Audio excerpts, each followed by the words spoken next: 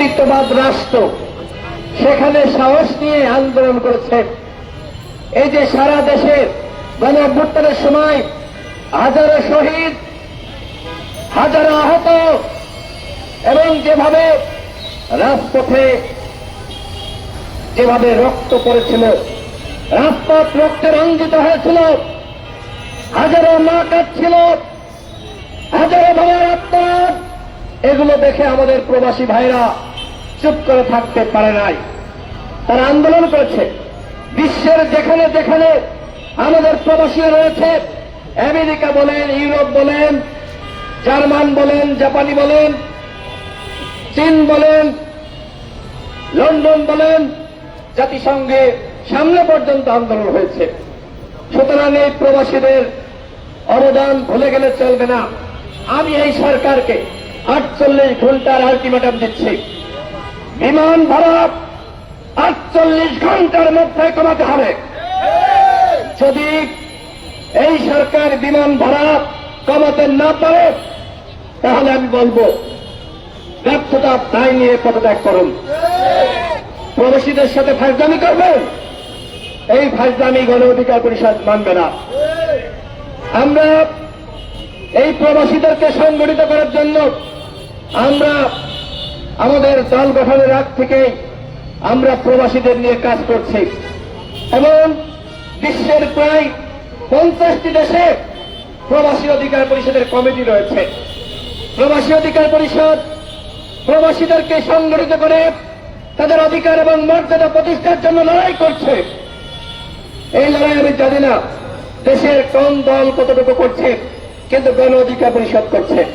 কারণ গণ অধিকার পরিষদ মনে করে প্রবাসীরা এদেশের সম্পদ, দেশের রত্ন, প্রবাসীরা এই প্রজন্মের রেমিটেন্স যোদ্ধা, তাদেরকে শ্রেষ্ঠ সন্তান গণ অধিকার পরিষদ মনে করে।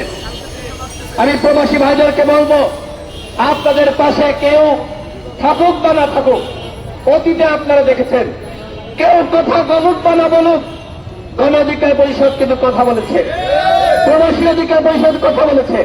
আমরা বিভিন্ন সেমিনার এর আগে দেখবেন জাফরুল্লাহ চৌধুরী স্যারকে নিয়ে করেছি।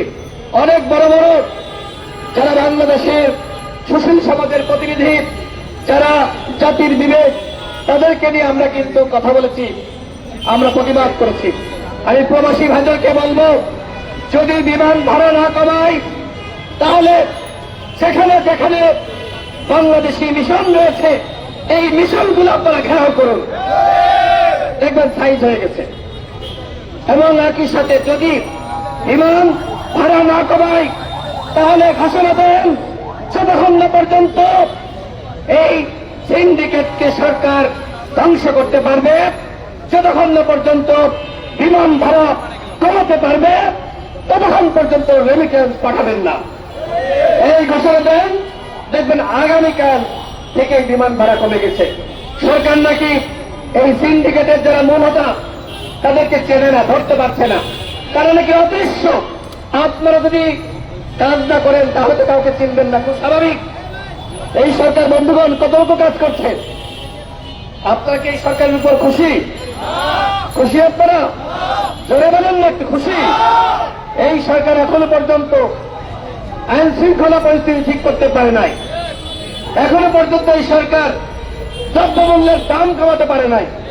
এখনো পর্যন্ত আওয়ামী লীগের হাইকমান্ডের কাউকে ধরতে পারে নাই। তোমরা ওবায়দুল কাদেরকে পালাতে সহযোগিতা করো, পালিয়ে যাওয়ার পরে তার বাসা বুলডোজার দিয়ে গড়িয়ে দাও।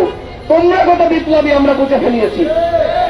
যখন কাদের বাংলাদেশে ছিল, তখন তোমাদের সরকার কি করেছে? কি করেছে? চোর পালানোর পরে বুদ্ধি বাড়ে, তাই না? চোররা পালিয়ে গেছে ভারতে, তখন তোমাদের মাথায় বুদ্ধি ছিল না। এখন তোমাদের মাথায় বুদ্ধি এসেছে। ধানমন্ডির 32 নম্বর বাসা ভাঙতে হবে। যেখানে যেখানে আওয়ামী লীগের নেতাদের বাড়ি আছে, সেগুলো গড়িয়ে দিতে হবে। যখন আওয়ামী লীগের নেতারা বাংলাদেশে ছিল, তখন তোমরা কে ফিরেছ? কারণ একটা তুলনাতে ফিরতে পারো নাই। পেরেছে? এই সচিবালয়ে আওয়ামী লীগের সুবিধাভোগীরা তারা এখানে আস্থানা গেড়েছে।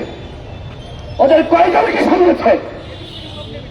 তোমরা এই সচিবালয়ের কর্মকর্তাদের বাড়ি দুর্নীতিবাজ মাফিয়া লুটা, যারা বাংলাদেশকে ধ্বংস করেছে, যারা অর্থ পাচার করেছে, ওই দুর্নীতিবাজদের ফাঁসি তুল্য ছবি করো, মূল ডেজার দিয়ে গুড়িয়ে দাও। পারবা?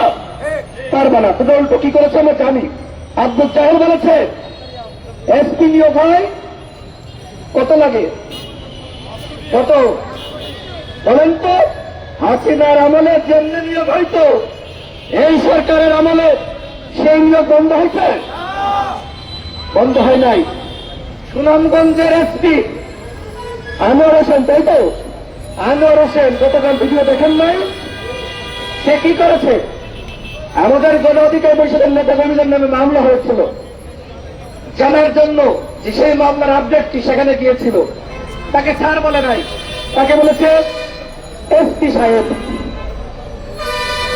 এটা অন্যায় হয়ে গেছে। তাকে সাহেব বলা যাবে না, স্যার বলতে হবে। স্যার বলে না, এই কারণে ঘাড় ধাক্কা দিয়ে গালিগালাজ করে রুম থেকে বের করে দিয়েছে। তোমরা বিপ্লবের পরে প্রত্যেকটা তোমরা জেলায় জেলায় এই ধরনের এসপি নিয়োগ দিয়েছ। এদের মাধ্যমে তোমরা রাষ্ট্র সংস্কার করতে চাও? গণ অধিকার পরিষদের সিনিয়র সহসভাপতি ফারুক হাসান এখানে আমার আগে বক্তব্য রেখেছে। তার উপরে শহীদ মিনারে হামলা চালিয়েছিল। তোমরা কি করল? সেই হামলাকারীদের 11 ঘন্টার মাথায় জামিন দিয়ে দিলাম। তা দিয়েছে জানেন? এই সরকারের রাঘব বোয়ালরা, এই সরকারের ওই যে বড় বড় নেতারা আছে না, যারা এসপি নিয়োগ দেয়, ডিসি নিয়োগ দেয়, ওরা জাল চলিয়েছে। তথ্য তারা কথা বলছে না। আপনারা শোনেন নাই নামগুলো? এই হচ্ছে রাষ্ট্র সংস্কার। বন্ধুগণ, একটি সরকার এই মুহূর্তে দায়িত্ব রয়েছে, অথচ আমরা দেখতে পাচ্ছি এই সরকার দায়িত্বে থাকা অবস্থায় বিভিন্ন জায়গায় যে ঘটনা ঘটছে, বিদেশিদের কাছে কি বার্তা যাচ্ছে যে ইউনুস কিছু পারে নাই, ইউনুস কোনো কিছু কন্ট্রোল করতে পারে নাই। একটা জায়গায় যখন বুলডোজার দিয়ে একটি বাড়ি ঘুরিয়ে দেওয়া হয়, সেখানে যখন নারায়ণ তাকবীর আল্লাহু আকবার স্লোগান হয়, বিদেশিদের কাছে কি বার্তা যায়? বার্তা যায় দেশে মৌলবাদের উত্থান হয়েছে। এবং হাসিনা যেটি প্রমাণ করতে চেয়েছিল সেটি কিন্তু প্রমাণ হয়ে গেছে। গতকালকার ঘটনায় হাসিনা জিতেছে আর তোমরা পরাজিত হয়েছ। এখন হয়তো এই কথা শুনে অনেকে বলবার আসে কি কয়, 2 বছর পরে টের পাবা, 5 বছর পরে টের পাবা আমরা সত্য বলছি নাকি মিথ্যা বলছি। আজকে বাংলাদেশকে একটি মৌলবাদী রাষ্ট্র হিসেবে প্রমাণ করার জন্য ওই কথিত রায়ের এজেন্ডাই ষড়যন্ত্র করছে। এই ষড়যন্ত্রের ফাঁদে আমাদের কথিত বিপ্লবীরা পা দিয়েছে, ষড়যন্ত্রের ফাঁদে। বিশ্বাস করেন, এইটা একটা ভাগ এদেশের মুসলমানদেরকে খাটো করার জন্য, ছোট করার জন্য, যে এরা মৌলবাদী, এরা জঙ্গিবাদ, এটি প্রমাণ করার জন্য এই ধরনের জেলায় জেলায় বিভিন্ন জায়গায় ওই ধানমন্ডি 32 বলেন আর ওই উবায়দুল কাদেরের বাড়ি বলেন, এই যে হঠাৎ করে তারা আবার নাকি দ্বিতীয় বিপ্লব শুরু করেছে। এটা দ্বিতীয় বিপ্লব নাকি আওয়ামী লীগের প্রতি বিপ্লব? আওয়ামী লীগ জিতেছে, তোমরা যেতে নাই, যাই বলো না কেন ভাই।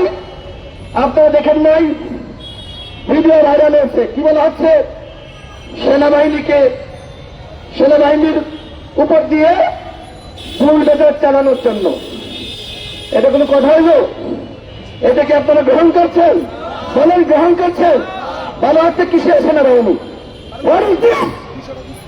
এই সেনাবাহিনী যদি জনগণের পক্ষে না দাঁড়াতো তাহলে এই বিপ্লব কোনোভাবেই সফল হতো না। সফল হতো? কোনোভাবেই এই বিপ্লব সফল হতো না। সুতরাং সেনাবাহিনীকে নিয়ে বিতর্ক সৃষ্টি করা, উস্কানি দেওয়া, এগুলো মোটেও সঠিক কাজ হচ্ছে না। সেনাবাহিনীকেও আপনারা উস্কানোর চেষ্টা করছেন। আমি সেনাবাহিনীর ভাইদেরকে বলবো, জনগণের পক্ষে যারা ছিলেন জনগণের পক্ষে থাকেন। হ্যাঁ, অনেক কথা ইনস্ট্যান্ট বলতে নেই, বললে প্রতিক্রিয়া শুরু হয়, কিন্তু আমরা রাজনীতি করি, মানুষকে সচেতন করা আমাদের দায়িত্ব। আমরা যদি সেই দায়িত্ব পালন করতে না পারি তাহলে আমরা কিসের রাজনীতিবিদ? যে ঘটনাগুলো ঘটেছে, আমি সরকারকে বলব, যদি কোন বাড়ি পরিত্যক্ত ঘোষণা করতে হয়, সেইটা সরকার করবে। এই মুহূর্তে যদি সরকার দায়িত্ব রয়েছে, যদি কোনো বাড়ি ভেঙে বলে লাগে, তাহলে সেটি সরকার তদন্ত কমিটি গ্রহণ করবে যে এই বাড়ি পরিত্যক্ত হয়ে গেছে, যে কোনো সময় এই বাড়ির ছাদ ভেঙে পড়তে পারে, এই বাড়ি ভেঙে নতুন বাড়ি নির্মাণ করতে হবে। বা সেখানে যদি মসজিদ, যেখানে আরেকটি বিষয় দেখেন যে বলা হচ্ছে সেখানে মসজিদ নির্মাণ করো, কেন বলা হচ্ছে না মন্দির নির্মাণ করো? প্রত্যেকটা ঘটনার পিছনে কি রয়েছে, কিসের গন্ধ রয়েছে, এগুলো আপনারা বাংলাদেশের মানুষ বেশি আবেগে নাইতেন না, একটু খতিয়ে দেখেন। বাংলাদেশকে কারা জঙ্গিবাদী রাষ্ট্র হিসেবে দমন করতে চায়, বাংলাদেশকে কারা মৌলবাদী রাষ্ট্র হিসেবে দমন করতে চায়। এই যে এখানে মনে করেন মারামারি শুরু হয়ে গেল, স্লোগান শুরু হলো নারায়ে তাকবীর আল্লাহু আকবার। কি বার্তা দেবে? মৌলবাদের উত্থান হয়েছে, এই যে মৌলবাদীরা বিশৃঙ্খল মারামারি করছে।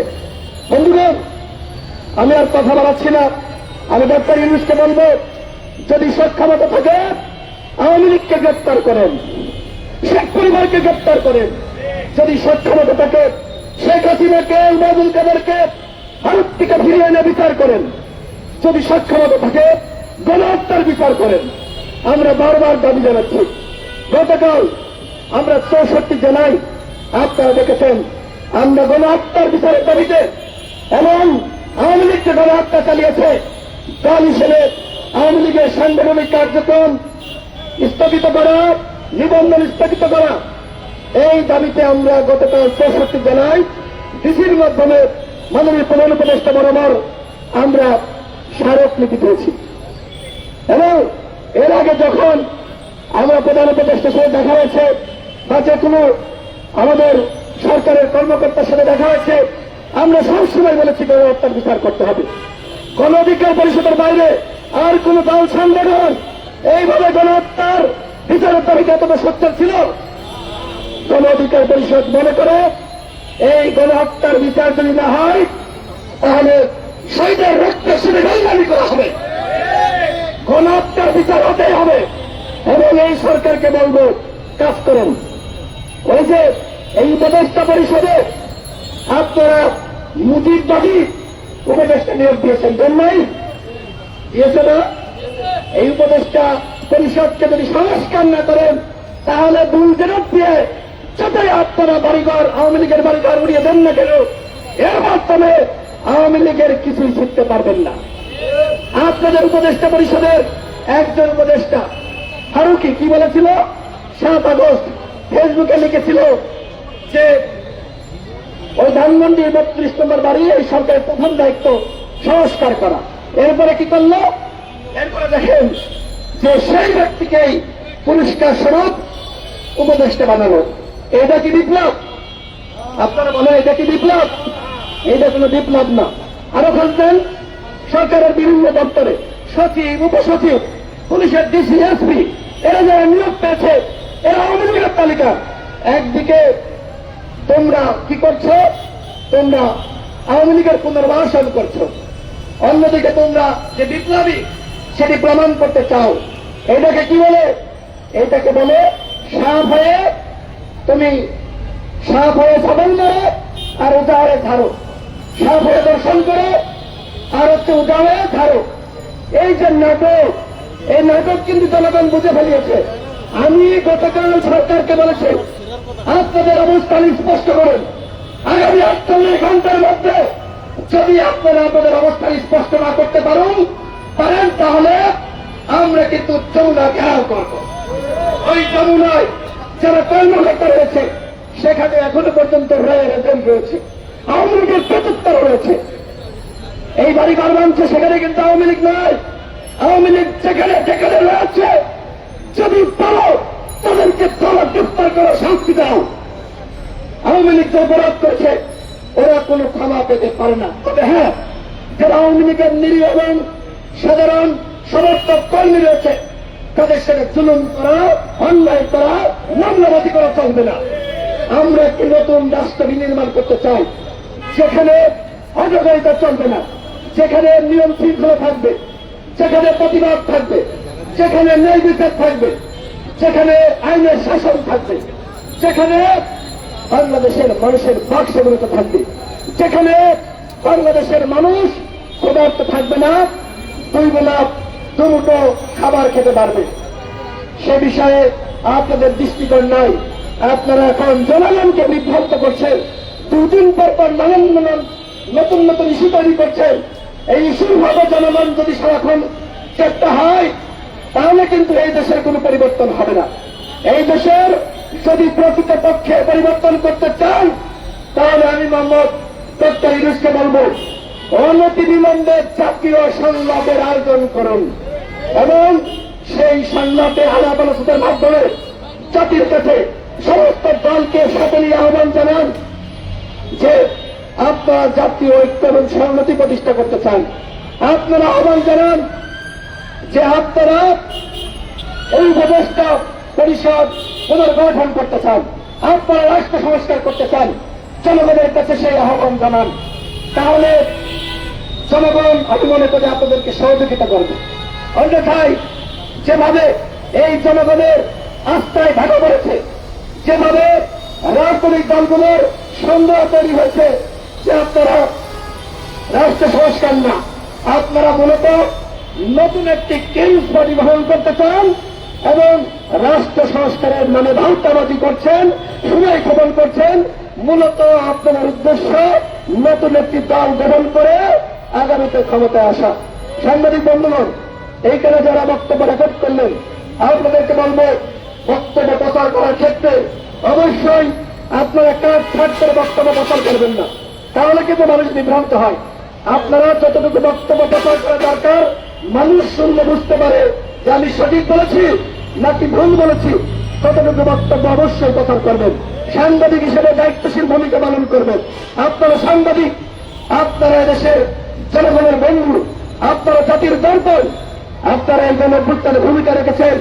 আমরা আপনাদের সাথে রয়েছি।